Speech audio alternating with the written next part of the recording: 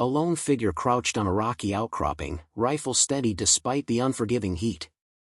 Through her scope, Staff Sergeant Morgan Walker surveyed the valley below where 483 Marines had been left for dead. Command had declared the situation unsalvageable. But Morgan knew better. Sometimes, she whispered, adjusting her sights, the only orders worth following are the ones your conscience gives you.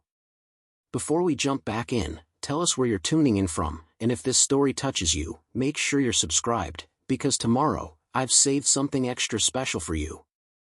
The unforgiving sun beat down on the rocky terrain of Kahmir Valley, turning the barren landscape into a shimmering mirage of heat and dust. The weathered outpost of Firebase Echo stood as the last defensive position before the valley narrowed into what the Marines had grimly nicknamed the funnel. It was a kill zone, plain and simple, a brutal stretch of open ground surrounded by elevated positions that provided perfect vantage points for enemy snipers. Staff Sergeant Morgan Walker had been awake for 36 hours straight, her eyes burning from the constant strain of scanning the ridgelines through her scope. At 34, she was older than most of the scout snipers in her unit, the lines around her eyes telling stories of deployments that stretched back over a decade. Her weathered face was streaked with camouflage paint, blending her features into the rocky terrain where she'd established her hide. Movement, 2 o'clock, she whispered to Lance Corporal Jenkins, her spotter, who shifted his spotting scope accordingly. Confirmed. 3 figures, approximately 800 meters, moving east along the ridgeline, Jenkins responded, his voice a practiced monotone that belied the tension coiling in his stomach. Morgan made the necessary adjustments to her M40A5 sniper rifle, the familiar weight of the weapon an extension of herself after thousands of hours of training in combat deployments. She controlled her breathing, her finger resting lightly outside the trigger guard as she tracked the movement through her scope. Echo 6, this is Phantom Actual, she spoke softly into her radio. We have movement along the northern ridge. 3 combatants, possibly setting up a firing position. The radio crackled with static before a voice responded. Phantom Actual, this is Echo 6. Maintain your position and continue observation. Do not engage unless directly threatened. Over. Morgan exchanged a glance with Jenkins. The order didn't make tactical sense. Those combatants were establishing a firing position that would overlook the planned extraction route for the battalion. Echo 6, requesting permission to engage targets establishing firing positions over extraction corridor. Over. Negative, Phantom Actual. Higher has issued strict ROE. Stand down. Command has new intelligence. Over. Morgan frowned, adjusting her position slightly to relieve the pressure on her elbows. Something felt wrong. The 2nd Battalion, 5th Marines, her people, were scheduled to move through the valley in less than 12 hours, beginning their extraction after a month-long operation to clear insurgent strongholds in the region. If enemy forces were establishing positions along the only viable exit route, that spelled disaster. Firebase Echo had been established specifically to provide cover for this extraction. The small outpost housed only 40 personnel, a mixture of infantry for security, artillery for support, and a small scout sniper team to provide intelligence and overwatch. Morgan's team had been detached from the main battalion to provide advance reconnaissance and security for the extraction. Something's not right, Jenkins, she murmured, continuing to track the enemy fighters through her scope as they worked to establish what was clearly a heavy machine gun position. Command knows these positions will have direct fire on our people when they move through. Jenkins shifted uncomfortably. Maybe they've got air support lined up? Or they're planning to hit those positions before the main force moves through? Then why tell us not to engage? Morgan countered, her instincts screaming that something was fundamentally wrong with the situation. She'd been in enough combat to trust those instincts. As the day progressed, Morgan and Jenkins documented more enemy movements, small groups of fighters taking up strategic positions throughout the valley, establishing interlocking fields of fire. Each time they reported in, command responded with the same instruction: observe but do not engage. Preparing and narrating this story took us a lot of time, so if you are enjoying it, subscribe to our channel, it means a lot to us. Now back to the story. By nightfall, Morgan had counted over 60 enemy combatants in positions overlooking the extraction route. She made her way back to Firebase Echo to report directly to Captain Reynolds, the commanding officer of the small outpost. The command center was a retrofitted shipping container, cooled by a struggling air conditioning unit that did little against the desert heat. Inside, Captain Reynolds was hunched over a tactical map, his face illuminated by the harsh glow of battery-powered lanterns. "Staff Sergeant Walker, what have you got for me?" Reynolds asked without looking up. Morgan approached the map table, pointing to various locations. "Sir, we've identified at least 12 enemy positions establishing overlapping fields of fire along the entire extraction corridor. Heavy machine guns here, and here. Probable mortar positions on these two ridgelines. They're setting up a kill zone, sir. There's no way the battalion can move through without taking heavy casualties." Reynolds's face remained impassive, but Morgan caught the slight tightening around his eyes. "I've forwarded your reports to Battalion, Walker. They're aware of the situation." "With all due respect, sir, if they're aware, then why haven't we adjusted the extraction plan? Why aren't we engaging these positions while they're still being established?" The captain finally looked up at her, and Morgan was struck by the resignation in his eyes. "Those decisions are above my pay grade, Staff Sergeant. I've been ordered to maintain our current posture. Sir, 483 Marines are going to walk into that valley tomorrow. My brother is with them," Morgan said, her voice tightly controlled. Her younger brother, Corporal James Walker, was a squad leader with Bravo Company. "If we don't do something about those enemy positions, that's enough, Staff Sergeant," Reynolds cut her off sharply. "We have our orders. Battalion is aware of the situation and has made their decision. You're dismissed." Morgan stood rigid for a moment, her jaw clenched so tight it hurt, before offering a crisp "yes, sir," and turning to leave. Outside, the night air offered little relief from the day's heat. Morgan found Jenkins waiting for her, his young face etched with concern. "What did the captain say?" he asked as they walked toward the small area where the sniper team had set up their quarters. "Nothing useful.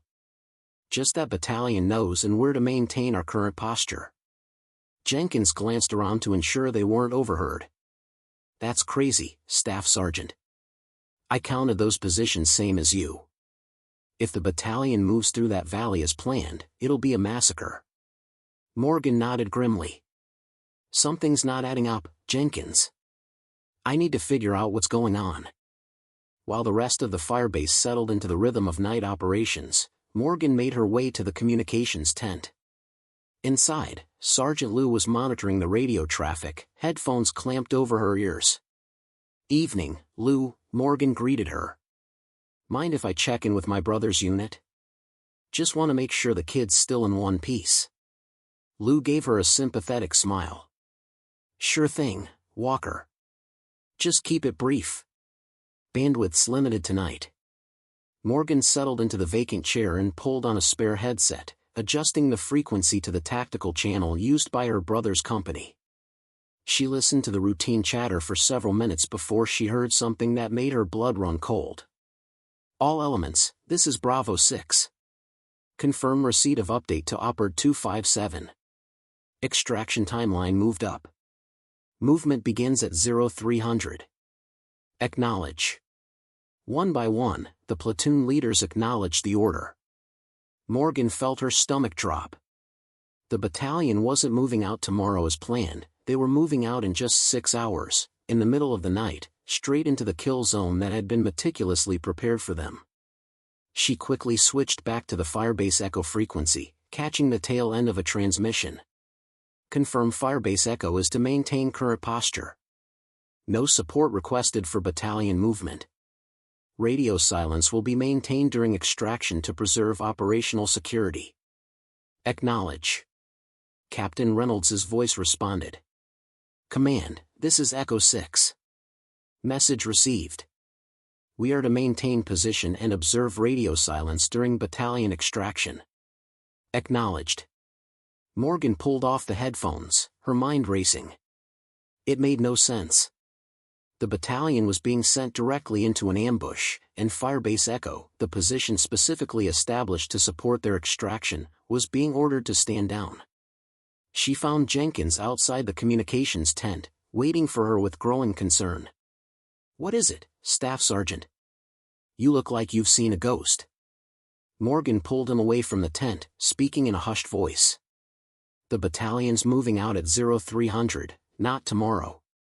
And we've been ordered to maintain radio silence and current posture during their movement." Jenkins's eyes widened. "That's a death sentence. Those enemy positions will tear them apart." "Exactly," Morgan agreed grimly. "Which means either command doesn't believe our intel, or—" She didn't finish the thought. The alternative was too disturbing to voice, that someone higher up the chain had deliberately set up the battalion to fail. "What do we do?" Jenkins asked. Morgan took a deep breath, weighing her options. Her duty was to follow orders, but her responsibility was to protect her fellow Marines, including her brother. "We need to warn them," she decided. "But command will be monitoring all official communications channels. So how do we get word to them?" Morgan's eyes hardened with determination. "We don't. I'll go myself." The plan was simple but desperately risky. Morgan would slip out of Firebase Echo under cover of darkness, make her way through enemy territory to intercept the battalion before they enter the valley, and warn them of the ambush awaiting them. She gathered essential equipment: her rifle, sidearm, night vision goggles, a minimal amount of water and rations, and a handheld GPS unit. Jenkins insisted on coming with her, but she refused. "I need you here, Jenkins. If I don't make it to the battalion in time, you'll be their only warning. Find a way to signal them, whatever it takes." Slipping past the firebase perimeter was easier than it should have been, another red flag that something was deeply wrong with the situation. The guard rotations had been adjusted, leaving a brief window where the northeastern section was unmonitored. Morgan used that window to disappear into the darkness, her movements silent and efficient as she navigated the treacherous terrain. The night was clear, the stars providing just enough light for her to move without using her night vision goggles, which she saved for when she would need them most. The rocky landscape offered plenty of cover, but also countless opportunities for a misstep that could result in injury, or alert nearby enemy forces to her presence. Morgan moved methodically, using all the skills honed through years of scout sniper training. Each step was carefully placed, each pause calculated to listen for any sign of enemy movement. Her internal clock told her it was just past midnight. She had less than 3 hours to cover 6 kilometers of hostile territory and intercept the battalion before they walked into the trap. An hour into her journey, she froze at the sound of voices ahead. Slowly, she lowered herself to the ground, becoming one with the shadows as a patrol of 4 enemy fighters passed less than 20 meters from her position. She remained perfectly still, controlling her breathing, her hand resting on the hilt of her combat knife. The patrol passed without incident, but their presence confirmed her fears. The enemy was solidifying their positions, preparing for the coming ambush. As she continued her approach to the battalion's last known position, Morgan's mind raced with questions. Who had changed the extraction timeline? Why was Firebase Echo ordered to stand down during the operation? None of it made tactical sense unless someone wanted the battalion to fail. The political landscape had been shifting back home. There were rumors of peace talks, of diplomatic solutions being sought with the very forces they were fighting. Morgan had dismissed such talk as irrelevant to her mission, but now she wondered if larger political machinations were at play. Was the battalion being sacrificed to create a justification for continued military engagement? Or was there a more insidious betrayal at work? She pushed these thoughts aside. The why didn't matter right now. All that mattered was reaching her brother and the rest of the battalion before it was too late. The terrain became increasingly difficult as she approached the rendezvous point where she hoped to intercept the battalion. The rocky slopes were unstable, loose shale threatening to give way with each step. One wrong move would send her tumbling down the hillside, alerting every enemy fighter in the vicinity to her presence. Morgan paused to check her GPS. She was close now, perhaps a kilometer from where the battalion would begin their movement through the valley. She activated her night vision goggles, scanning the area ahead. The green-tinted world revealed what she had feared: more enemy fighters taking up positions, their weapons trained on the valley floor. She needed a vantage point, somewhere she could see the battalion's approach and possibly signal them. Moving carefully, she climbed to a rocky outcropping that provided a view of both the valley and the route the battalion would be taking. Setting up her position, Morgan checked her watch. It was 0230, just 30 minutes before the battalion was scheduled to begin their movement. She scanned the terrain through her rifle scope, counting enemy positions. The situation was even worse than she had initially reported. At least 20 heavy machine gun emplacements, multiple mortar positions, and dozens of fighters in elevated firing positions. It would be a slaughter. Then she saw them, the faint outline of Marines moving in tactical formation, approaching the valley entrance. The battalion had started their movement early, likely hoping to clear the most dangerous section of the route before first light. Morgan's heart raced. They were walking directly into the kill zone, and she had no way to warn them without potentially giving away their position to the enemy. A radio call would be detected. A signal flare would alert the enemy as well as the Marines. There was only one option left, and it went against every instinct of a sniper. She would have to reveal her position and draw fire, creating enough of a distraction that the battalion would recognize the danger and adjust their movement. Taking a deep breath, Morgan sighted her rifle on the nearest enemy machine gun position. The fighter was alert, his weapon trained on the valley entrance where the Marines would soon appear. Her finger tightened on the trigger.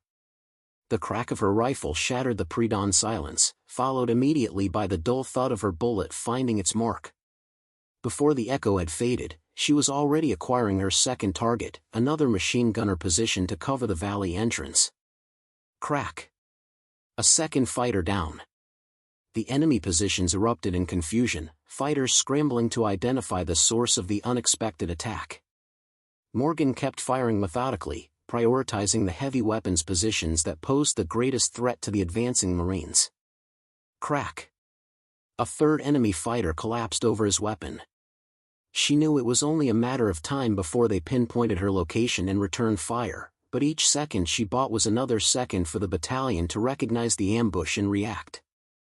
Through her scope, she saw the Marine advance element halt their movement, dropping into defensive positions as they registered the firefight erupting around the valley entrance. Good. They were aware of the danger. Then came the inevitable, tracer rounds snapping past her position as enemy fighters located her and began returning fire. Dirt kicked up around her as bullets impacted the rocky outcropping. Morgan kept firing, ignoring the rounds cracking overhead and impacting around her. Crack. A fourth fighter down. Crack. A fifth.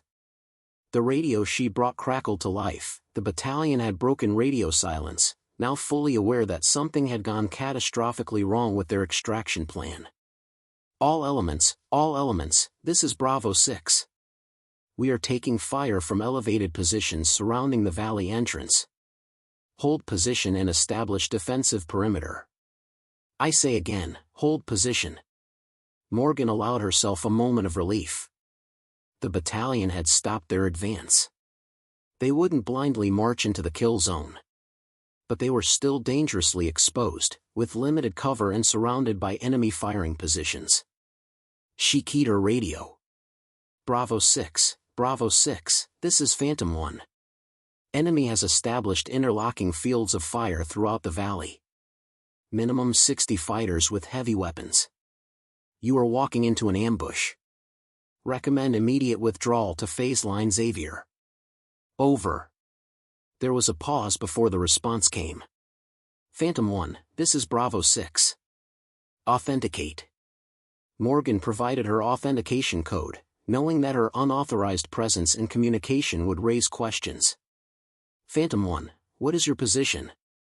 Why are you not at Firebase Echo? No time to explain, Bravo 6. Firebase Echo was ordered to stand down during your extraction. No supporting fire, no warning. Someone wants you to fail. I count 20 plus heavy weapons positions covering your intended route. They're waiting for you. Another pause, longer this time, as the battalion commander absorbed this information and its implications. Understood, Phantom 1. We are adjusting our movement. Can you provide covering fire to support our withdrawal? Affirmative, Bravo 6. But be advised, I am one shooter with limited ammunition. Recommend you call for air support immediately. Negative on air support, Phantom 1. All requests have been denied due to weather conditions. The frustration was evident in the commander's voice, though they both knew the weather was clear. Morgan understood immediately. Someone higher up the chain had deliberately isolated the battalion, denying them the support they would need to survive. Her suspicions were confirmed. This wasn't a tactical error. It was a betrayal. Copy that, Bravo 6. I will provide what support I can.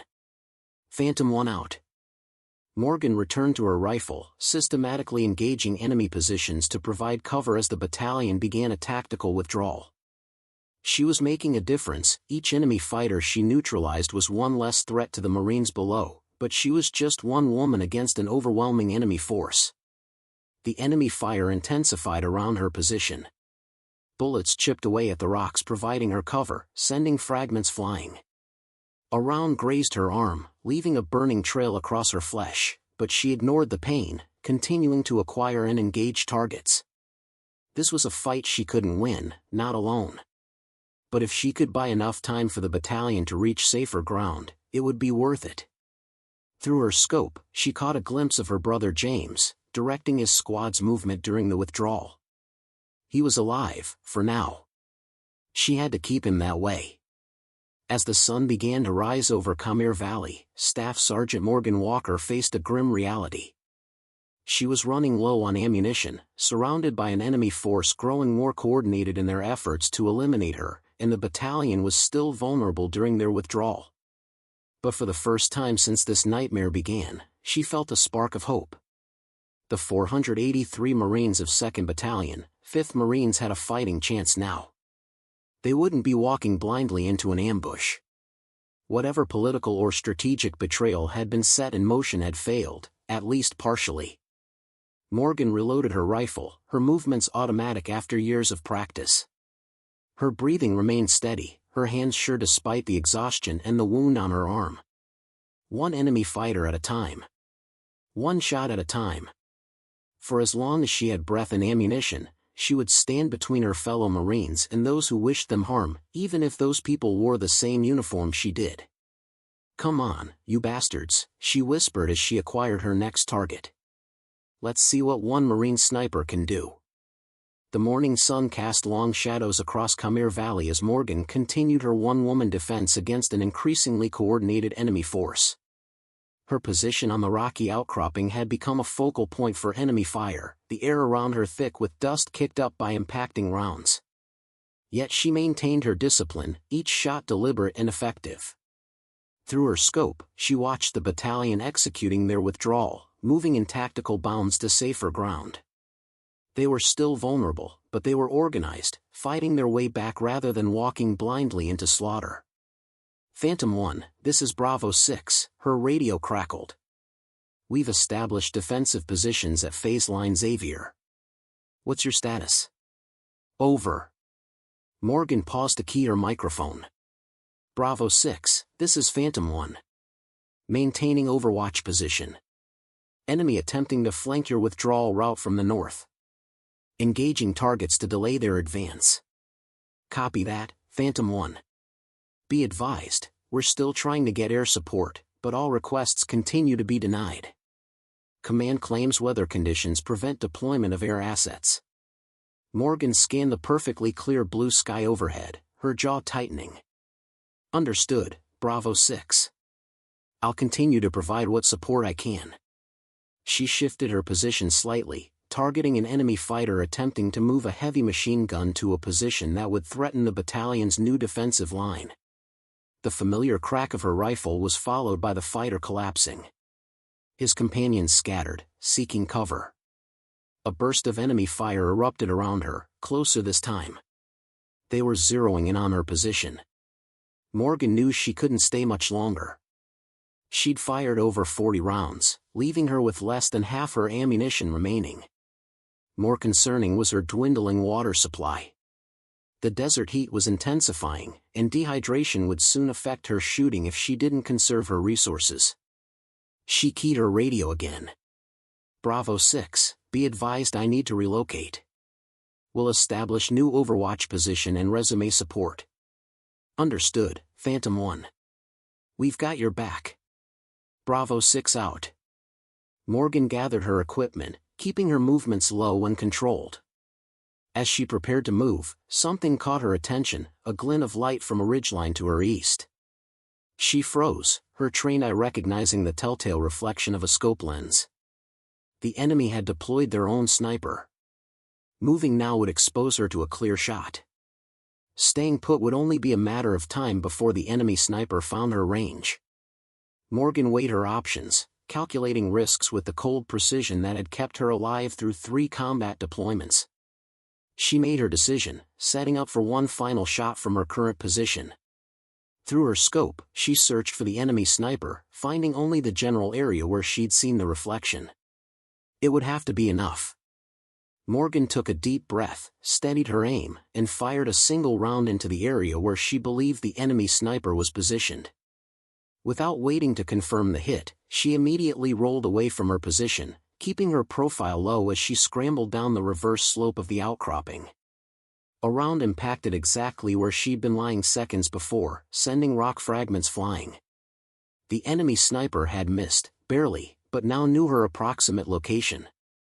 Morgan moved rapidly along the back side of the ridge, staying below the skyline to avoid presenting a silhouette.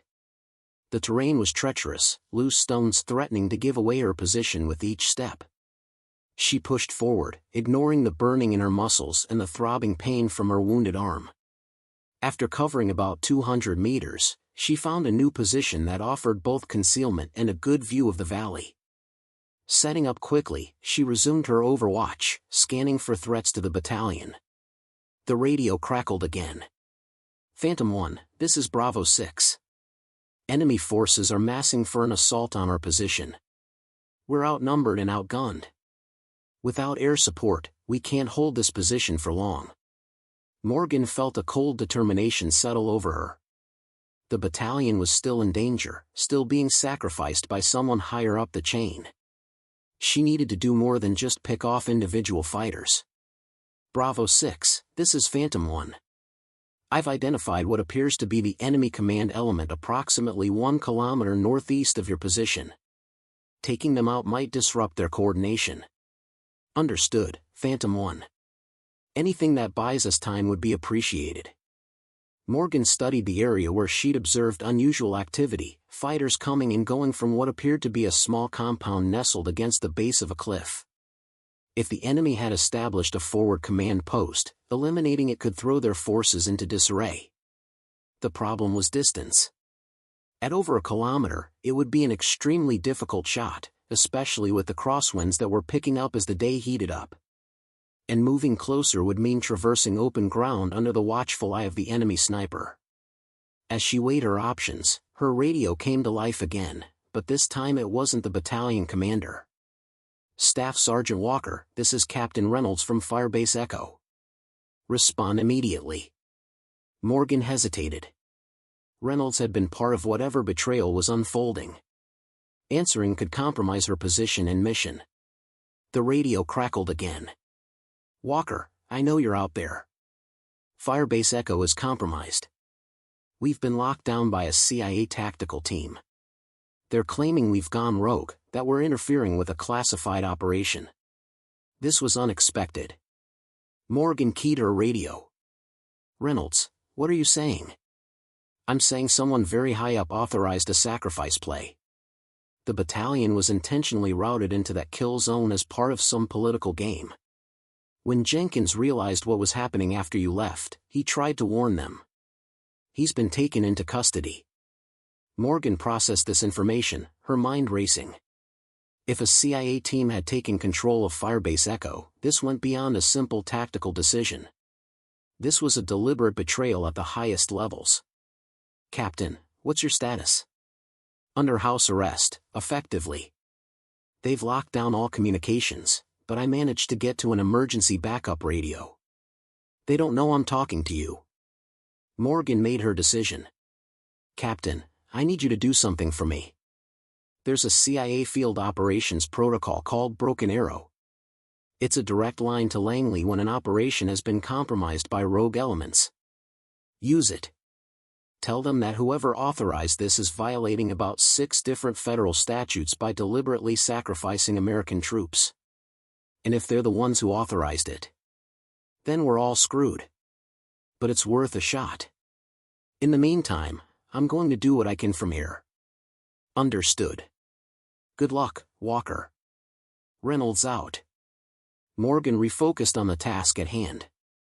The enemy command post needed to be neutralized, and she was the only one in position to do it. The distance made it a nearly impossible shot with her current equipment, but she didn't need to hit them directly.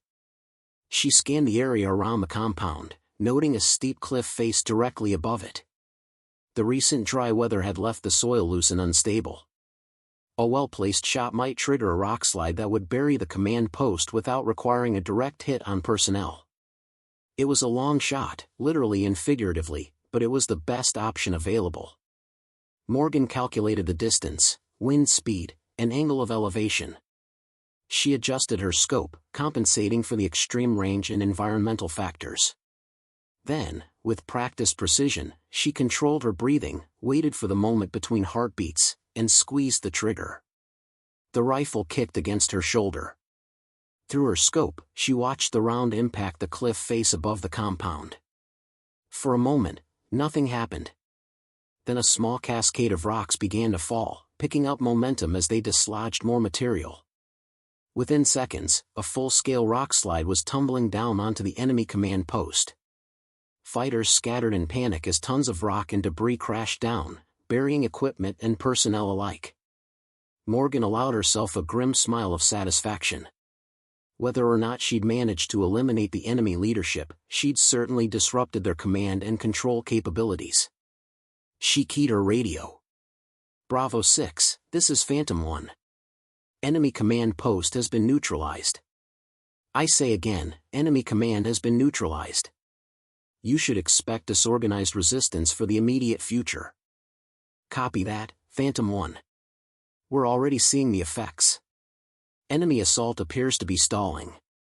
We're using this opportunity to consolidate our position." Morgan was about to respond when the crack of a rifle shot split the air, followed by the impact of a round just inches from her position. The enemy sniper had found her again. She rolled away immediately, but not before a second shot grazed her leg, tearing through her uniform and leaving a burning trail across her thigh. Morgan bit back a cry of pain, forcing herself to keep moving as more rounds impacted around her. The enemy sniper was good, very good. Morgan needed to either eliminate this threat or put significant distance between them, and quickly. She crawled through the rocky terrain, using every bit of available cover. The wound on her thigh burned, but a quick check confirmed it was just a graze, painful but not debilitating. Not yet, anyway.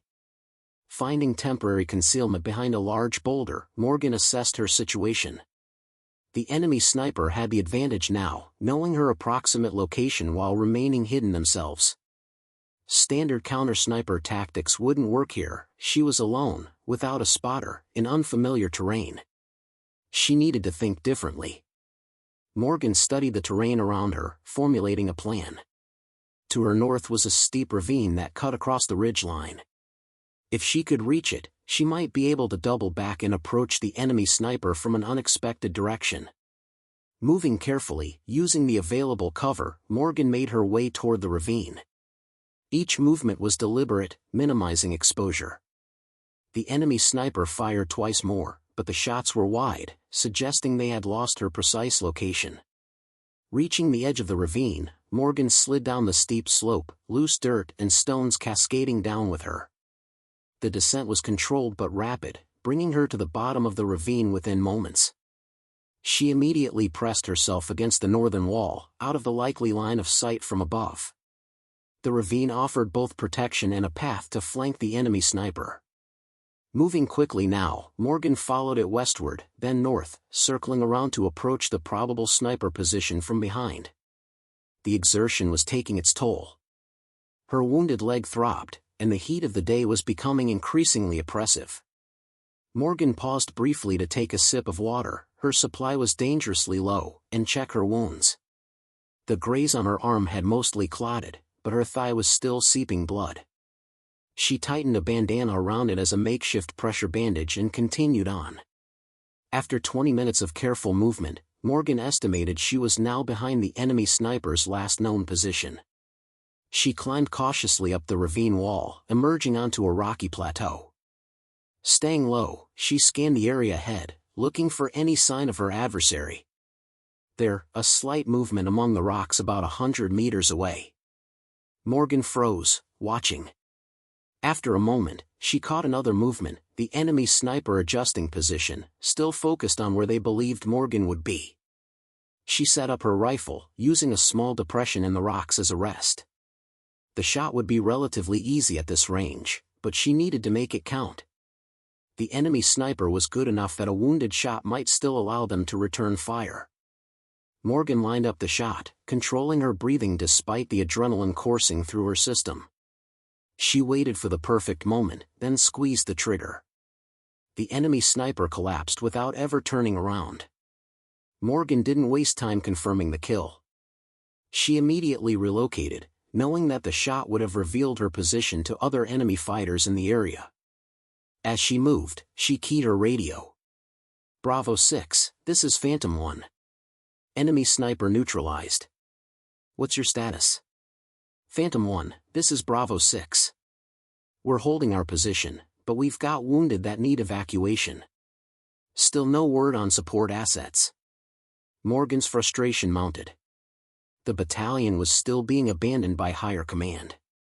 Whatever political game was being played, it was being paid for with Marines' lives. She checked her watch.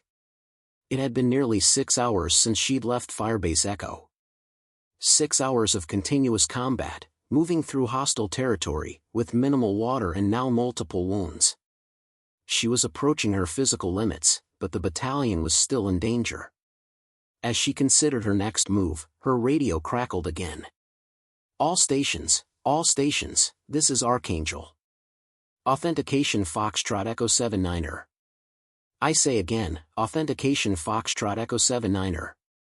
Morgan recognized the call sign. Archangel was the designation for a Marine Corps Special Operations unit that operated independently of regular command structures. The authentication code was legitimate. Archangel, this is Phantom 1. Authentication confirmed. Situation critical. 2 of 5 Marines are under heavy enemy attack in Kahmir Valley.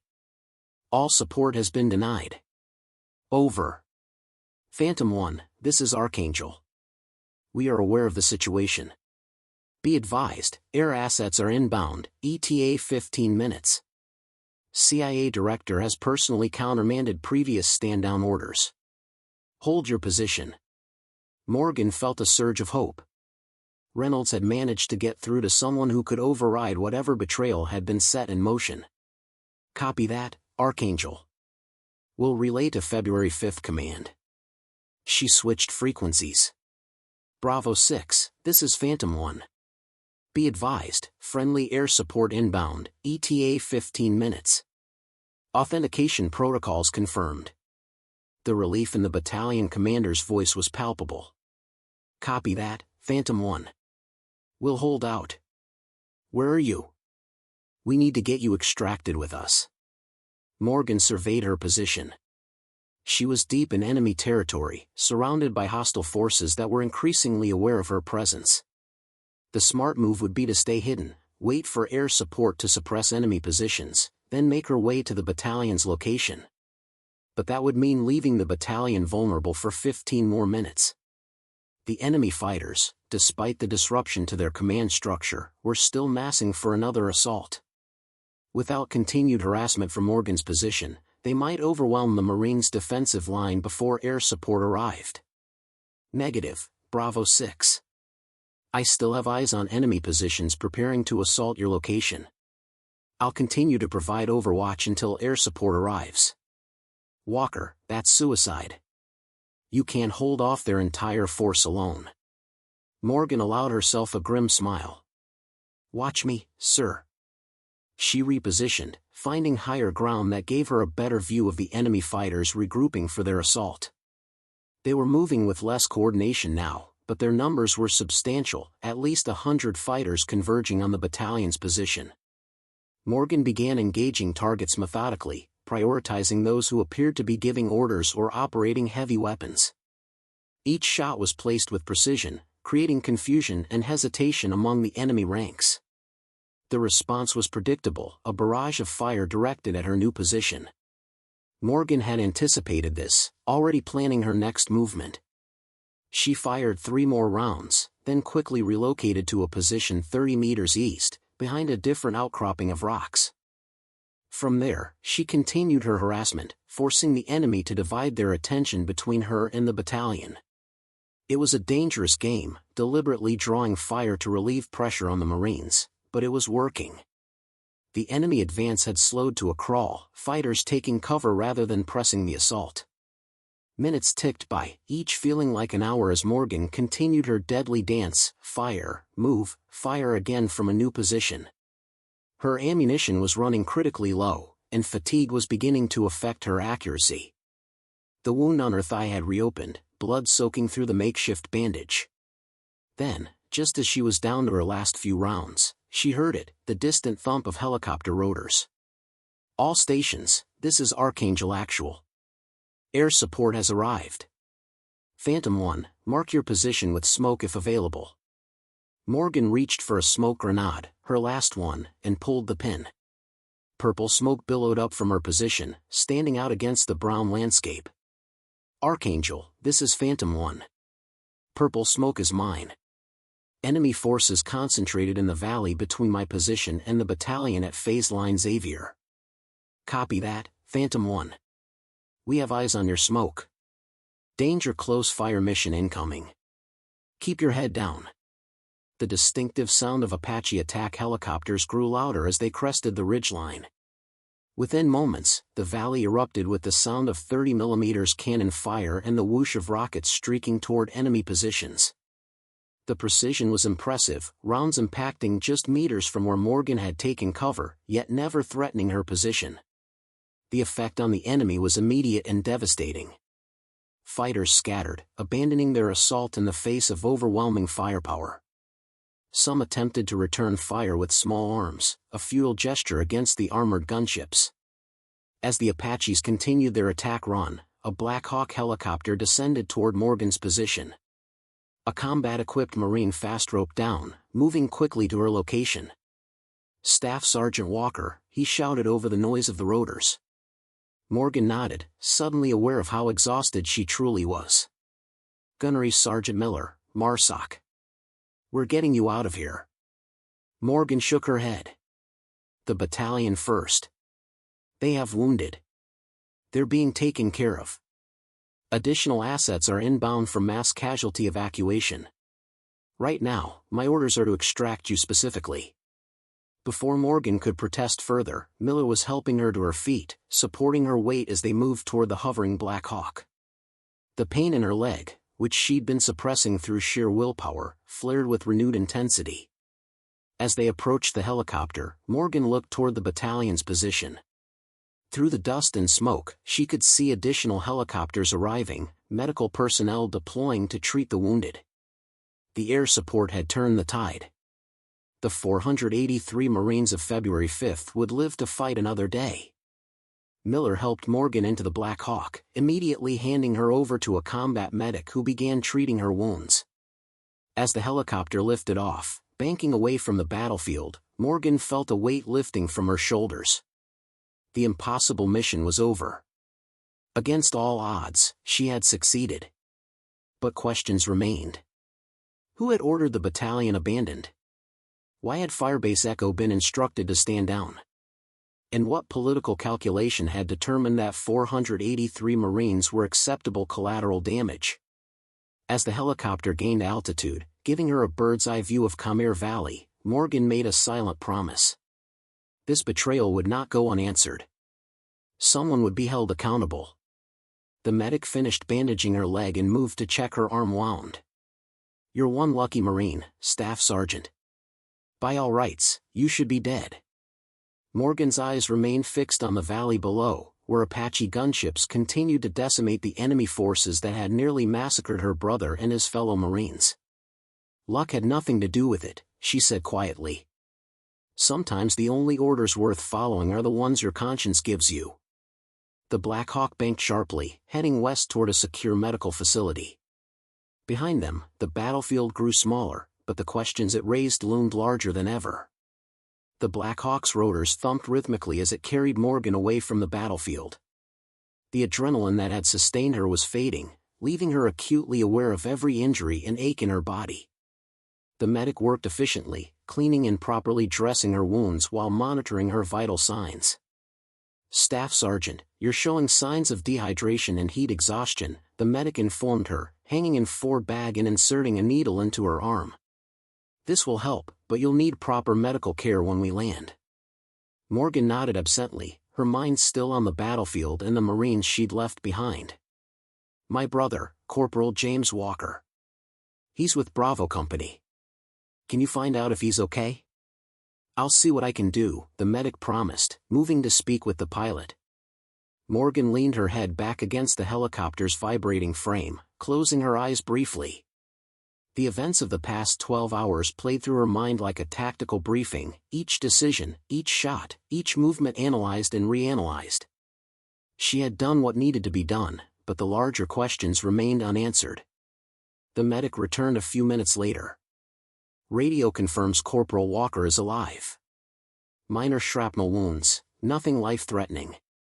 He's being evacuated with the rest of the wounded." Relief washed over Morgan, momentarily overwhelming the pain and exhaustion. James was alive. Whatever happened next, her brother would be going home. What about the battalion? Casualties? The medic's expression turned grave. 23 confirmed Kia. 47 wounded seriously enough to require immediate evacuation. It could have been much worse. Much worse. The words echoed in Morgan's mind. Without her intervention, it would have been a massacre. 483 Marines deliberately led into an ambush, with all support assets ordered to stand down. Someone had intended those Marines to die, and she needed to know why. The Black Hawk began its descent toward a forward operating base that had been established well behind the front lines. As they approached, Morgan could see multiple medical tents set up, with teams of personnel moving efficiently among the wounded being brought in from Kahmir Valley. Once on the ground, Morgan was transferred to a stretcher despite her protests that she could walk. The medical team moved her quickly into a treatment tent where doctors were triaging the wounded based on severity. A physician approached her stretcher, reviewing the notes the flight medic had provided. "Staff Sergeant Walker. Multiple lacerations, suspected heat exhaustion, moderate blood loss." He looked up from the clipboard. "You're lucky to be alive." Morgan was growing tired of hearing that. "When can I rejoin my unit?" The doctor raised an eyebrow. "You won't be rejoining any unit for at least a few weeks. Those wounds need proper time to heal, and you're suffering from exhaustion."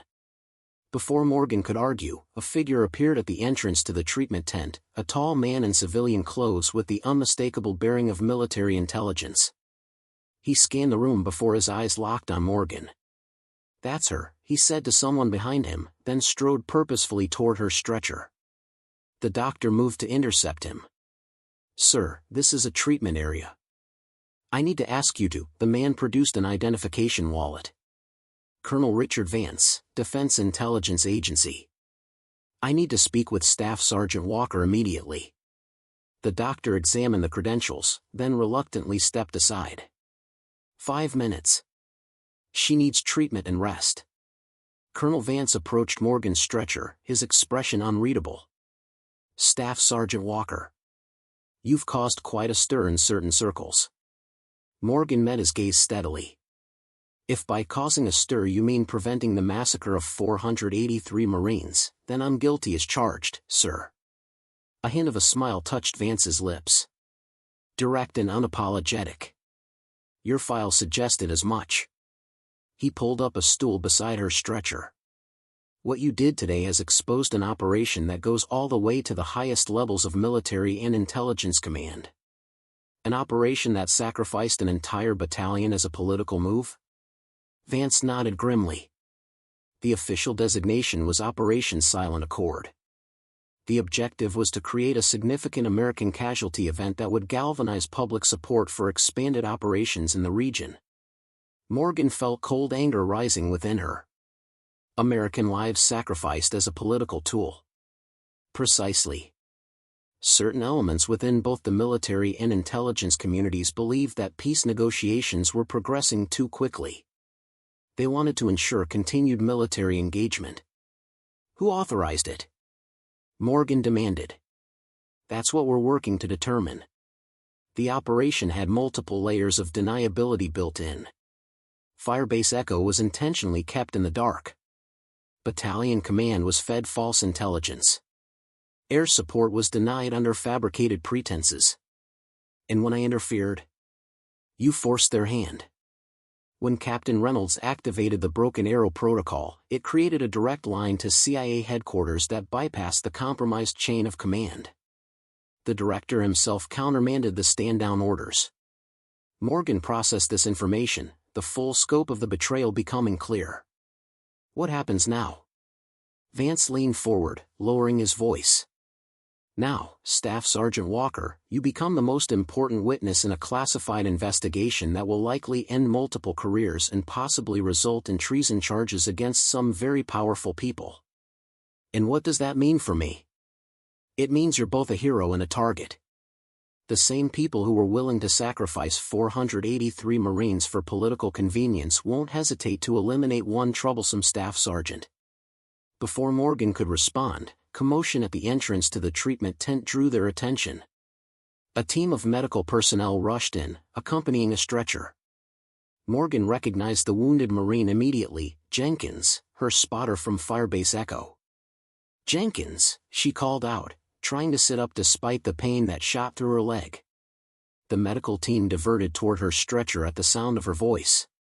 Jenkins's face was bruised and bloodied, but his eyes were alert.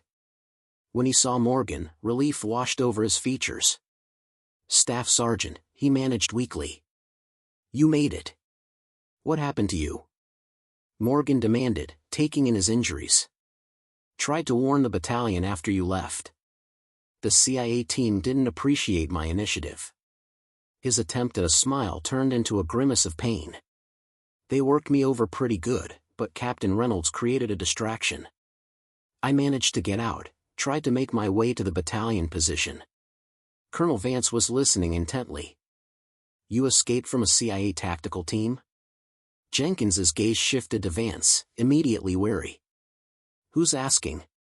Colonel Vance, Defense Intelligence Agency. We're investigating what happened in Kahmir Valley. Jenkins looked to Morgan, who nodded slightly. Yes, sir. I escaped. Figured if Staff Sergeant Walker was willing to risk her career to warn the battalion, I should be willing to do the same. Vance turned to Morgan. Your actions inspired loyalty in others. That's a rare quality, Staff Sergeant.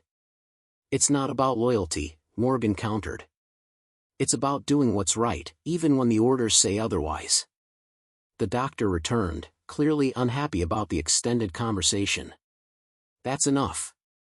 Both of these Marines need treatment and rest. You can continue your investigation later, Colonel. Vance stood. Of course, Doctor. Staff Sergeant Walker, we'll speak again soon. He lowered his voice. In the meantime, trust no one outside your immediate circle. This goes higher than you can imagine. As Vance departed, medical staff moved in to continue treating Morgan's wounds. The doctor administered pain medication that quickly began to dull both the physical discomfort and the sharp edges of her thoughts.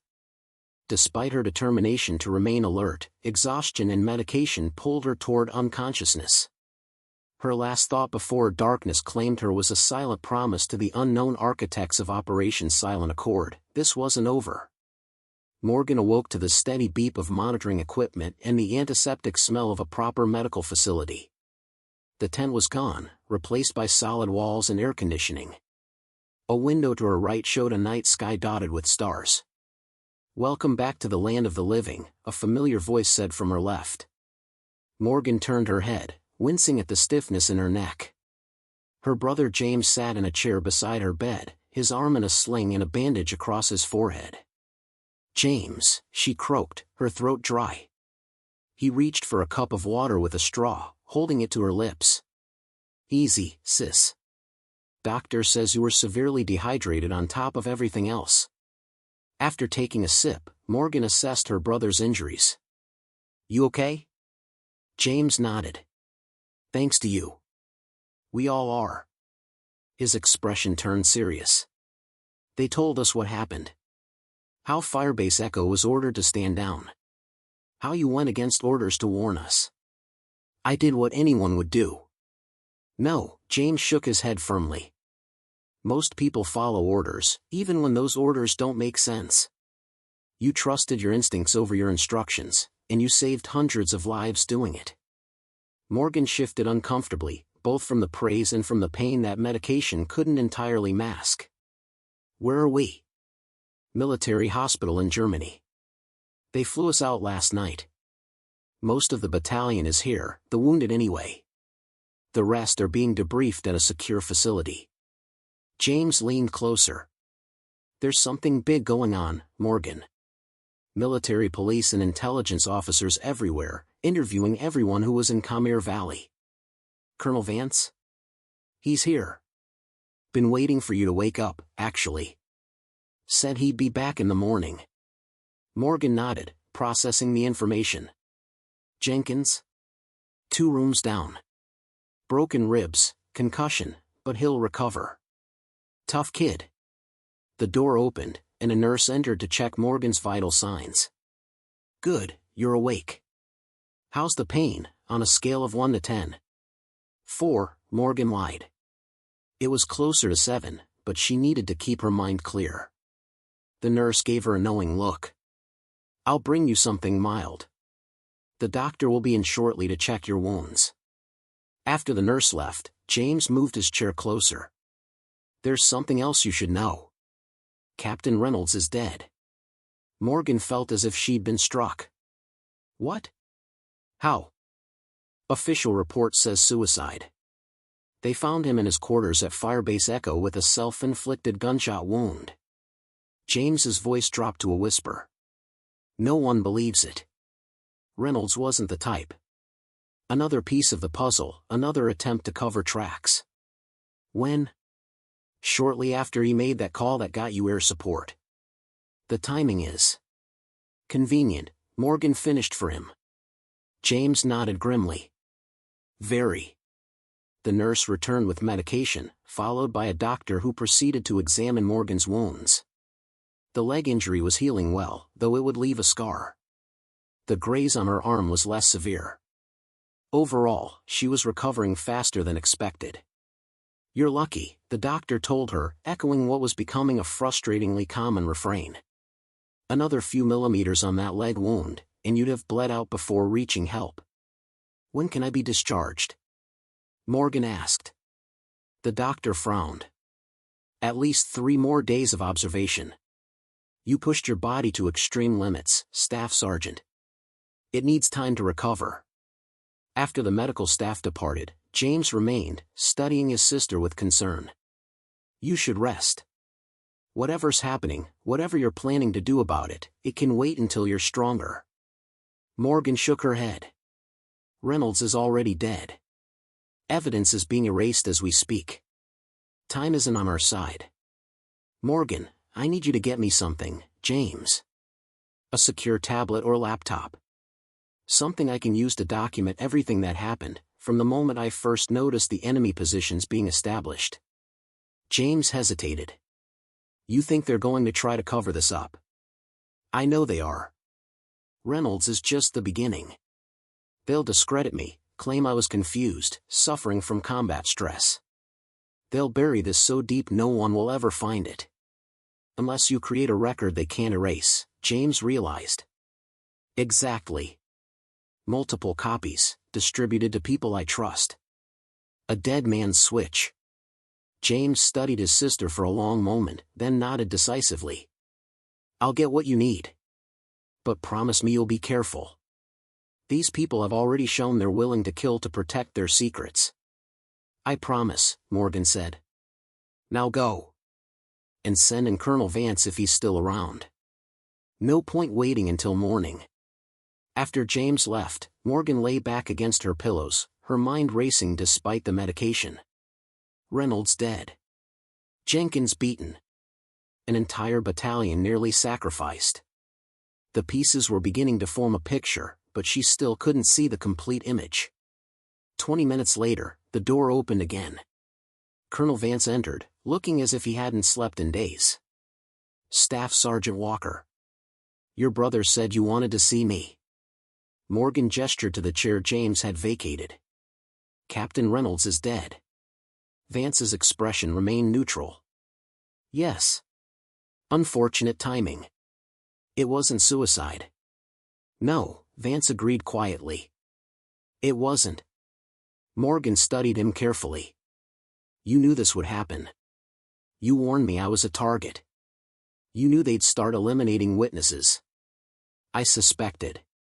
Now I'm certain. Vance ran a hand over his face. This goes higher than I initially thought. The operation had authorization from someone with access to both military and intelligence command structures. Who? If I knew, I wouldn't be here talking to you. I'd be making arrests. Vance leaned forward. What I do know is that you're not safe, even here. There are already attempts to discredit your account, to suggest you were suffering from combat stress and imagine a conspiracy where there was only a tactical miscommunication. Morgan had expected as much. That's why I need to document everything while it's fresh. Create a record they can't easily erase. I had the same thought. Vance produced a small device from his pocket. This is a secure recording device. Military-grade encryption. I want you to record everything you remember, from the beginning. Every order, every radio transmission, every observation. Leave nothing out. Morgan took the device. And then? And then we wait for them to make a mistake. People this arrogant always do. Waiting isn't my strong suit, Colonel. A hint of a smile touched Vance's lips. No, I imagine it isn't. Which is why I'm having you transferred to a secure facility as soon as you're medically cleared. Protective custody? Call it whatever you like. The fact is, you're the key witness in what may be the most significant military conspiracy since the Vietnam era. Your testimony could bring down people at the highest levels of government. Morgan turned the recording device over in her hands. And if I refuse? If I decide to take what I know directly to the media? Then you'd likely be dead before your story aired, Vance said bluntly. These people control intelligence assets throughout the world. They can reach you anywhere.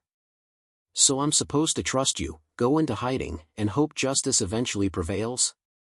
I'm not asking for blind trust, Staff Sergeant. I'm asking you to be smart about how you fight this battle.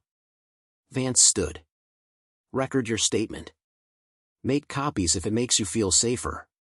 But remember that this enemy doesn't fight with rifles and mortars. They fight with influence, with narrative control, with carefully placed assassins who make murder look like suicide. After Vance departed, Morgan activated the recording device. For the next hour, she meticulously documented everything that had happened in Kahmir Valley, from the first observation of enemy positions to her final evacuation from the battlefield. She included names, times, exact quotes from radio transmissions, every detail her trained memory could recall. When she finished, she felt drained but satisfied. The truth was now preserved, at least in this small way. Whether it would ever see the light of day remained to be seen. James returned late in the evening with a secure tablet. Morgan immediately transferred a copy of her recorded statement to it, then began drafting written accounts with even more detail. She worked through the night, ignoring her body's demands for rest, driven by the certainty that time was running out. By morning, she had created multiple versions of her testimony, each stored on different devices and set to be automatically sent to trusted contacts if she didn't enter a specific code every 24 hours. It wasn't foolproof, but it was the best insurance policy she could create under the circumstances. The doctor who examined her in the morning frowned at her obvious fatigue. "You need rest to heal, Staff Sergeant. Your body can't recover if you push it like this." Morgan nodded noncommittally, but as soon as the doctor left, she returned to her preparations. There was a sense of urgency she couldn't shake, an instinct that warned her the window of opportunity was closing rapidly. That afternoon, Colonel Vance returned, this time accompanied by a serious-looking woman in civilian clothes who he introduced as Sarah Drummond, Department of Justice. "Ms. Drummond is building the case against those responsible for Operation Silent Accord," Vance explained. "She needs your formal statement." The interview lasted 3 hours, with Drummond recording every word and occasionally stopping to ask for clarification or additional details. Her questions were precise, designed to establish a clear timeline and chain of evidence that would stand up to legal scrutiny.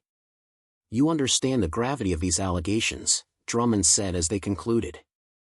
"You're accusing senior military and intelligence officials of essentially committing treason, of willingly sacrificing American lives for political purposes." "I understand," Morgan replied. "And I stand by every word." Drummond nodded, gathering her materials. "Your testimony aligns with what we've gathered from other witnesses. The pattern is clear, but proving intent will be challenging." "Challenging," Morgan repeated, "but not impossible." "No," Drummond agreed. "Not impossible." She handed Morgan a business card. "If you remember anything else, no matter how insignificant it might seem, contact me directly." After Drummond departed, Vance remained. "Transportation is arranged for tomorrow morning. A medical transport plane will take you to a secure facility in an undisclosed location." "And my brother? Jenkins?" "They'll remain here for continued treatment. Both have been warned about the sensitivity of the situation." Morgan considered this. "I want to see Jenkins before I go." "I'll arrange it." Later that evening, a nurse wheeled Morgan to Jenkins's room. The young Marine was propped up in bed, his face still showing the evidence of the beating he'd received. When he saw Morgan, he attempted to sit up straighter. "Staff Sergeant," he greeted her, his voice stronger than it had been in the treatment tent. "Jenkins. You look like hell."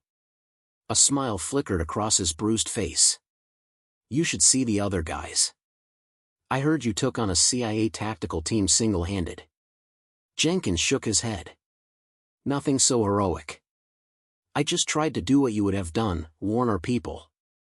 Morgan felt a surge of pride in her young spotter. "That took courage. I learned from the best."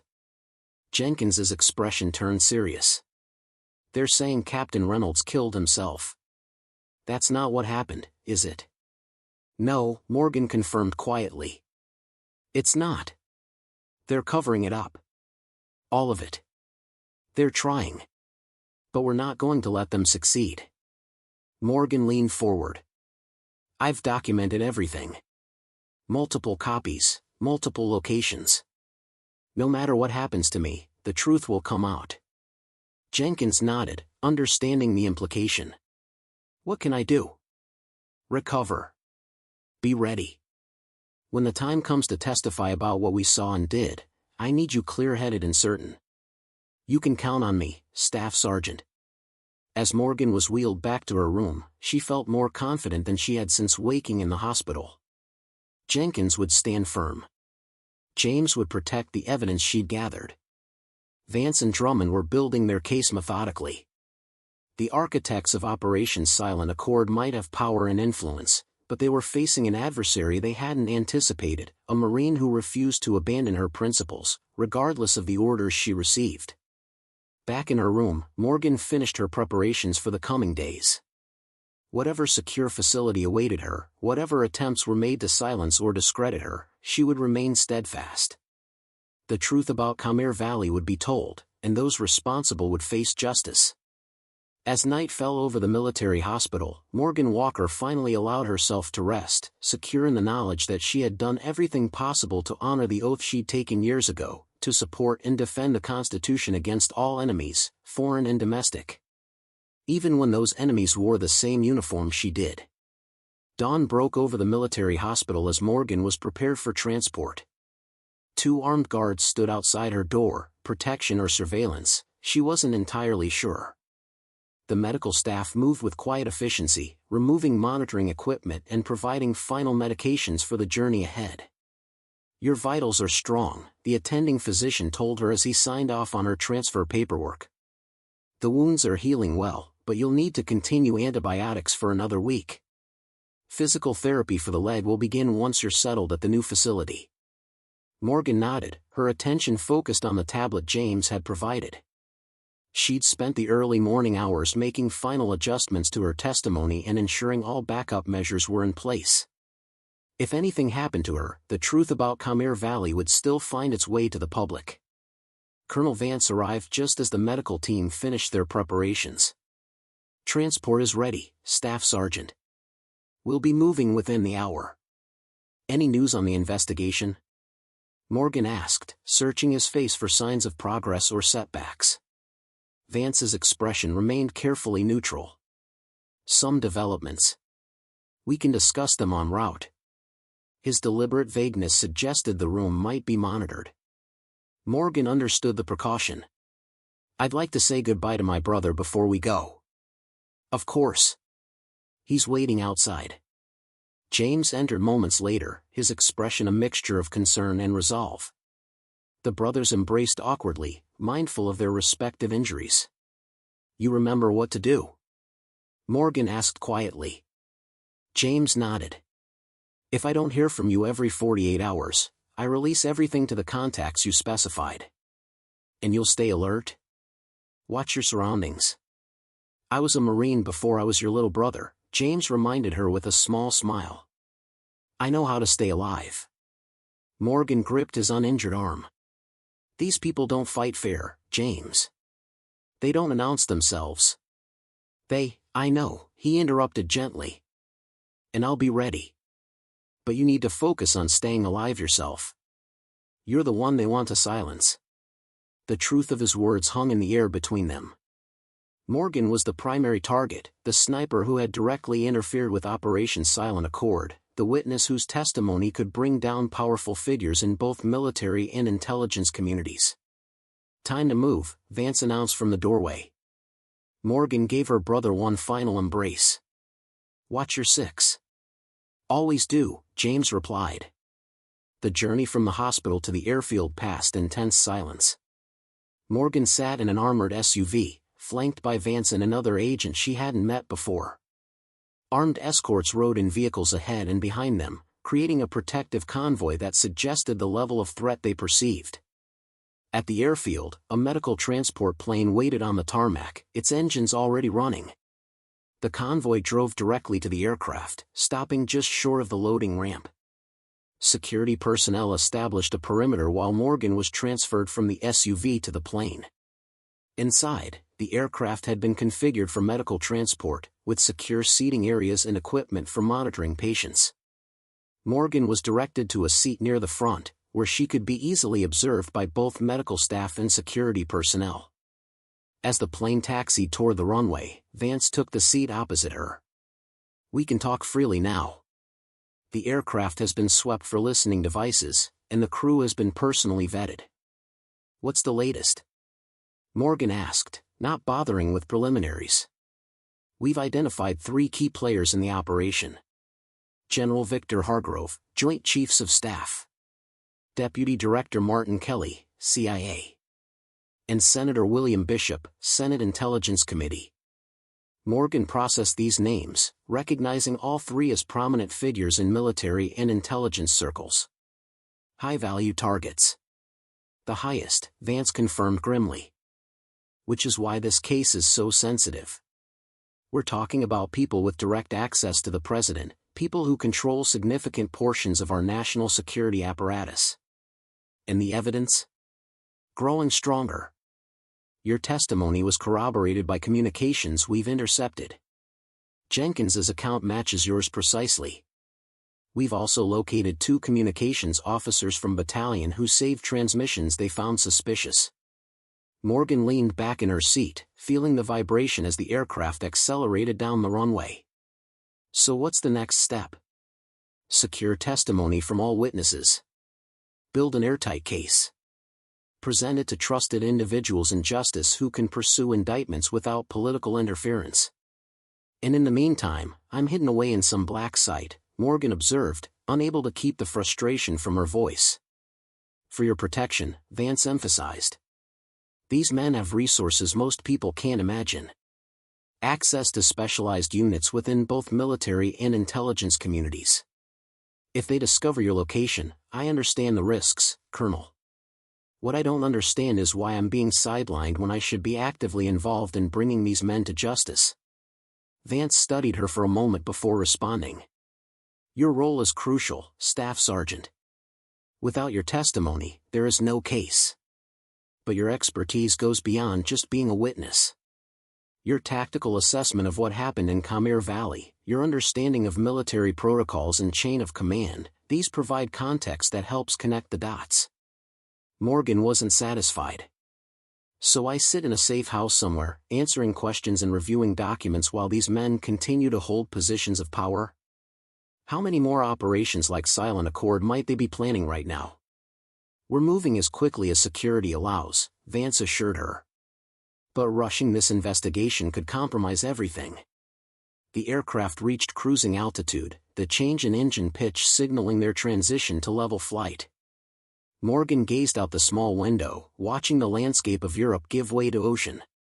They were heading west, likely to the United States, though she couldn't be certain. Where exactly are we going? She asked. A secure facility outside Washington, D.C. The Justice Department maintains several properties specifically designed for high-value witnesses in sensitive cases. Morgan processed this information. Washington put her close to the centers of power, both those she was fighting against and those she hoped would help bring justice. It also meant potential access to media outlets if the official investigation stalled. How long? Vance shrugged. Hard to say. Cases like this can take months to build properly. Especially when the targets have the resources and connections these men do. Months. The words settled heavily on Morgan's chest. Months of waiting, of being protected and debriefed while the men responsible for nearly killing her brother and his fellow Marines continued their lives undisturbed. The remainder of the flight passed with periodic updates from Vance about the ongoing investigation. Names of potential witnesses, pieces of evidence being gathered, strategies being considered for eventual prosecution. Morgan absorbed it all, her tactical mind automatically analyzing strengths, weaknesses, and potential countermoves. When they landed at Andrews Air Force Base several hours later, the sun was setting over the DC skyline visible in the distance. Another convoy of unmarked vehicles awaited them, with the same level of security that had accompanied their departure from Germany. Morgan was transferred to an SUV in the middle of the convoy. As they pulled away from the airfield, she noticed Vance checking his phone with increasing frequency, his expression growing more troubled with each message. Problem? She asked. Possibly. He kept his voice low, though the driver was separated by a partition. One of our key witnesses has gone dark. Air Force Captain Michael Chen. He was stationed at the command center that denied air support to your battalion. He had agreed to testify about the unusual orders he received that day. And now? Now he's not responding to secure communications. His handler hasn't been able to locate him for the past 6 hours. Another loose end being tied up by the conspirators. Morgan felt the familiar cold anger rising within her. They're eliminating witnesses while we play by the rules. Vance didn't disagree. It's why your protection is paramount. Without your testimony, the entire case collapses. The convoy wound its way through the outskirts of DC, eventually turning onto a private road that led to a nondescript residential compound. High walls surrounded the property, with visible security measures and what Morgan suspected were many more invisible ones. The main building resembled a large suburban home, designed to blend into the upscale neighborhood while concealing its true purpose. Inside, however, it was clearly a secure facility, with reinforced doors, surveillance systems, and a staff that moved with the precision of trained professionals. Morgan was shown to a comfortable suite on the second floor. The accommodations were more luxurious than she was accustomed to: a large bedroom, private bathroom, small sitting area, and even a balcony, though she noticed the glass was reinforced and the door required a security code to open. "You'll be comfortable here," Vance assured her, as a staff member delivered her belongings. "The facility has everything you need: exercise equipment, library, entertainment systems. The kitchen is staffed around the clock. Your medical needs will be attended to by our in-house physician. A gilded cage is still a cage, Colonel. Your security is non-negotiable, Staff Sergeant. But this isn't a prison. Think of it as a forward operating base for the most important mission of your career." After Vance departed, promising to return the next day with updates, Morgan explored her new surroundings. The security was impressive: multiple checkpoints, armed personnel discreetly positioned throughout the facility, surveillance systems covering every approach. It would take a small army to breach the compound, and even then, there were clearly evacuation protocols in place. In the suite's sitting area, she found a secure laptop and tablet, both loaded with case files related to Operation Silent Accord. The level of detail was impressive: communications logs, personnel files, satellite imagery of Kahmir Valley before and during the operation. The investigation was further along than Vance had indicated. Morgan spent hours reviewing the files, her trained memory connecting new information with what she had personally witnessed. The picture that emerged was damning: a conspiracy reaching to the highest levels of military and intelligence command, motivated by a combination of political ambition and financial interests tied to defense contractors who stood to lose billions if peace negotiations succeeded. What troubled her most was the calculated nature of the betrayal. The 2nd Battalion, 5th Marines hadn't been chosen randomly. They had been selected specifically because their loss would create maximum political impact without compromising critical operational capabilities. The lives of 483 Marines had been weighed on a political scale and found expendable. Around midnight, a soft knock at her door interrupted her review of the files. A security officer stood outside, apologetic but firm. "Colonel Vance has requested you secure all case materials and get some rest, Staff Sergeant. Doctor's orders." Morgan reluctantly complied, though sleep seemed unlikely given the cascade of information and emotions churning through her mind. She lay in the darkened bedroom, staring at the ceiling, mentally organizing what she'd learned and formulating questions for the next day's debriefing. She must have dozed off eventually, because the next thing she knew, her tactical instincts were jolting her awake. Something wasn't right. The room was still dark, but there was a tension in the air that every combat veteran recognizes: the electric stillness that precedes violence. Morgan silently slipped from the bed, moving to retrieve the sidearm that wasn't there. Of course they wouldn't allow her a weapon, even in this secure facility. She scanned the room for anything that could serve as an improvised weapon, settling on a heavy metal lamp from the bedside table. The faint sound of suppressed gunfire from somewhere in the building confirmed her instincts. The safe house was under attack. Morgan moved to the door, pressing her ear against it to listen for movement in the hallway. Nothing yet, but the gunfire suggested the attackers had already breached the outer security perimeter and were methodically working their way through the facility. Her military training kicked in automatically. Assess the situation. Identify available resources. Determine best course of action. The balcony door required a security code she didn't have, eliminating that as an escape route. The bathroom had a small window, possibly large enough to squeeze through, but it would be a tight fit and a long drop to the ground below. Before she could decide on a course of action, her door opened silently. Morgan raised the lamp, ready to strike, but froze when she recognized the figure entering her room: Colonel Vance. "We're compromised," he said without preamble, his voice barely above a whisper. "At least 8 hostiles, possibly more. They've taken out most of the security team." "How?" Morgan demanded. "This place is supposed to be secure. Someone gave them the security protocols and personnel rotation schedule. We have a mole somewhere in the operation." Vance handed her a pistol. "I'm getting you out of here. There's an emergency evacuation route through the basement." Morgan checked the weapon, a standard-issue Beretta M9, fully loaded with a round in the chamber. "What about the case files?" "Already secured on the servers. Multiple backups at different locations." Vance moved to the door, checking the hallway. "Stay close, follow my lead." They moved silently through the darkened hallway, Vance leading with his weapon drawn. The sounds of conflict had diminished, suggesting either the attackers had secured most of the facility or the defending security team had been neutralized. At the end of the hallway, Vance held up a closed fist, the universal signal to stop. Morgan froze, listening. Footsteps on the stairs, moving up toward their position. At least 2 individuals, moving with the practiced precision of trained operators. Vance motioned toward a door on their right, a service stairwell leading down to the lower levels. They slipped inside just as the footsteps reached their floor. The stairwell was narrow and dimly lit by emergency lighting. They descended quickly but quietly, Morgan fighting through the pain in her injured leg. At the bottom, a heavy metal door led to what appeared to be a maintenance area for the facility. "Through here," Vance directed, guiding her past industrial washing machines and storage areas. The evacuation tunnel connects to a garage about a quarter-mile from the main compound.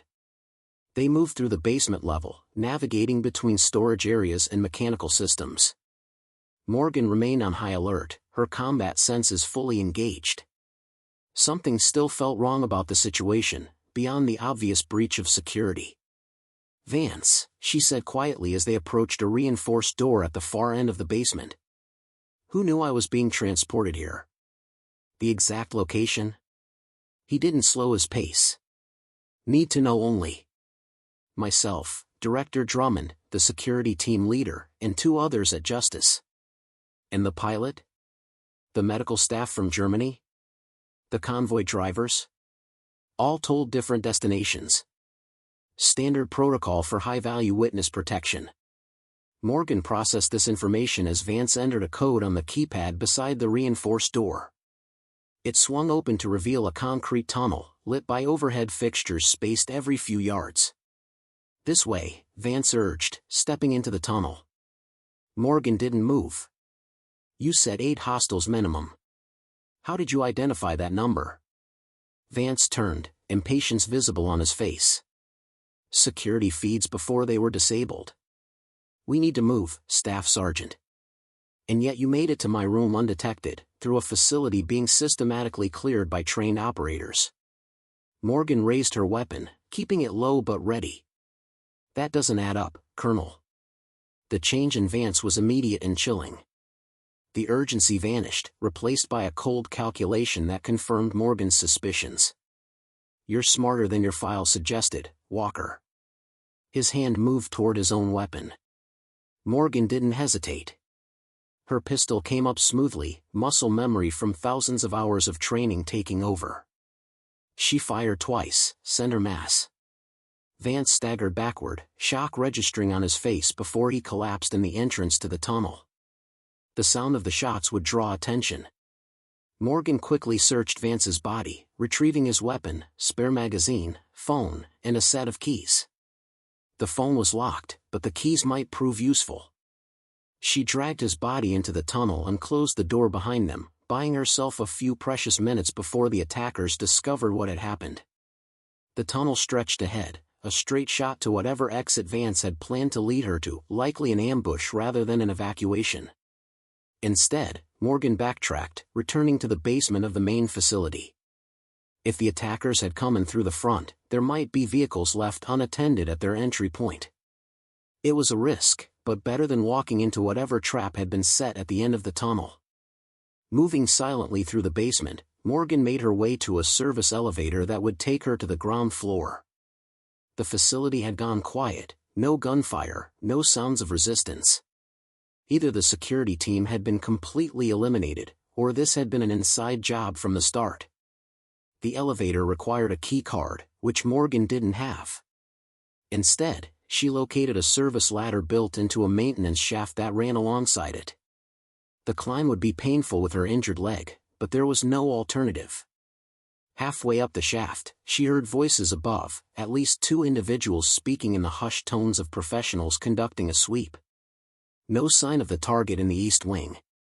Vance was supposed to bring her to the tunnel exit. Something's gone wrong. Keep searching. She has to be here somewhere. Morgan remained perfectly still, controlling her breathing as she had done countless times in Sniper Heights. The voices moved away, continuing their search elsewhere in the facility. When she was certain they were gone, she resumed her climb, eventually emerging into a utility closet on the ground floor. Through a crack in the door, she could see part of the main entrance foyer. Two armed men in tactical gear stood guard, their attention focused outward, suggesting the rest of the team was still searching the building. Morgan assessed her options. The main entrance was not viable. There had to be another way out, perhaps through the kitchen or service areas. She eased the closet door closed and moved silently through the back corridors of the facility, avoiding the areas likely to be under active search. The kitchen was deserted, signs of interrupted food preparation visible on the counters. A delivery entrance at the rear offered a potential exit, but without knowing the external security situation, Morgan couldn't be certain it wasn't being watched. Through a small window, she could see a parking area with several vehicles, including a transport van and two SUVs. No guards were visible, but that didn't mean they weren't there. Morgan made her decision. Stay inside, and she would eventually be found. Make a break for the vehicles, and she at least had a fighting chance. She checked both weapons, ensuring they were ready. The delivery door had an emergency release bar that would trigger an alarm when pressed, but that hardly mattered now. Speed and surprise would be her allies. Taking a deep breath, Morgan pushed the bar and burst through the door, moving immediately to the right to present a more difficult target. No shots rang out. The parking area appeared genuinely unguarded, an oversight in the attacker's plan. She moved quickly to the nearest SUV, using Vance's keys to unlock it. The vehicle started immediately, its engine disappointingly loud in the quiet night. Morgan threw it into reverse, backing rapidly out of the parking space just as figures appeared at the delivery entrance, alerted by the sound. Gunfire erupted, rounds impacting the vehicle as Morgan accelerated away from the facility. The SUV was likely armored, given its use for witness transport, but she didn't want to test the limits of its protection. Once clear of the immediate area, Morgan assessed her situation. She was in an unknown location outside D.C., driving a vehicle that would soon be reported stolen, with unknown pursuers likely already mobilizing to recapture or eliminate her. She had two handguns, limited ammunition, a phone she couldn't access, and the clothes she was wearing. What she did have was the most important piece of the puzzle, the knowledge that Colonel Richard Vance, the man supposedly leading the investigation into Operation Silent Accord, was himself part of the conspiracy. His betrayal explained how the safe house had been compromised so completely. The question was who to trust now. If Vance was compromised, the entire investigation might be as well. Sarah Drummond from Justice? The CIA director who had eventually authorized air support? Without knowing how deep the conspiracy ran, Morgan couldn't risk reaching out to official channels. There was one person she knew she could trust, her brother James. But contacting him directly might put him in danger if they were monitoring his communications. Morgan drove systematically, taking random turns to shake any potential pursuit while gradually moving toward the heart of D.C. The city offered both danger and opportunity, danger from the resources her pursuers could bring to bear, opportunity in the form of crowds, public spaces, and potential allies. As she drove, a plan began to form. The conspiracy had reach within military and intelligence communities, but it couldn't control everything. The media. Public opinion. The power of information freely shared. These were weapons beyond their ability to neutralize completely. The first rays of dawn were breaking over the city as Morgan made her decision. She abandoned the SUV in a shopping mall parking lot, wiping down surfaces to remove fingerprints. Using cash from Vance's wallet, she purchased new clothing from an early opening store, changing in the bathroom to alter her appearance. Her next stop was an internet cafe, where she used a public computer to access one of the email accounts she'd established as part of her contingency planning. There were messages waiting from James, growing increasingly concerned at her silence. Morgan composed a brief, coded message that would tell him she was alive but compromised. Then she created a new email account and began composing the most important message of her life, a detailed account of everything that had happened, from the first observations in Kahmir Valley to Vance's betrayal at the safe house. She attached copies of her recorded testimony and sent the entire package to 3 recipients, a trusted journalist at a major newspaper, a senator known for his independence from political pressure, and Sarah Drummond at Justice, who might still be trustworthy despite working with Vance. The message sent, Morgan cleared the browser history and left the cafe. Her next move would be her most dangerous yet, making a public appearance that would force the conspirators to either back down or expose themselves further. By noon, she had made her way to the National Mall, the iconic open space in the heart of D.C. surrounded by the symbols of American democracy. Tourists and locals moved through the area, enjoying the spring weather, completely unaware of the drama unfolding in their midst. Morgan positioned herself on the steps of the Lincoln Memorial, a location chosen for both its symbolic value and its practical advantages, multiple exit routes, clear sight lines in all directions, and the constant presence of people, making a direct assault unlikely. Using a prepaid phone purchased at a convenience store, she made a call to the journalist who had received her email. "This is Staff Sergeant Morgan Walker. I sent you files detailing a conspiracy that nearly resulted in the deaths of 483 Marines in Kahmir Valley. I'm at the Lincoln Memorial, prepared to give you an exclusive interview to verify the information." The journalist was understandably skeptical, but the detailed files Morgan had sent had already captured his attention. "How do I know this isn't a hoax?" The files include classified operation details, authenticated testimony from multiple witnesses, and evidence of a cover-up that reaches to the Joint Chiefs and Senate Intelligence Committee. "You can verify my identity when you get here."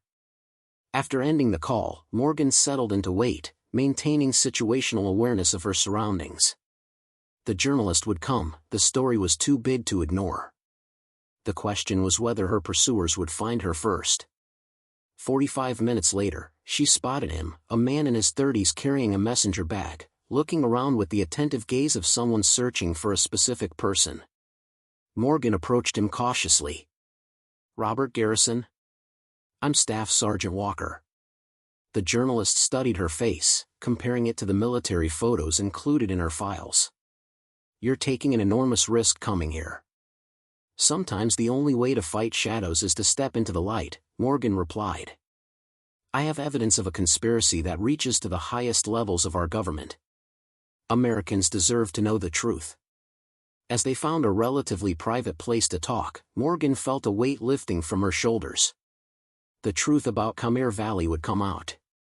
The men who had nearly sacrificed 483 Marines for political gain would face justice, not through the compromised channels of internal investigations, but through the power of public accountability.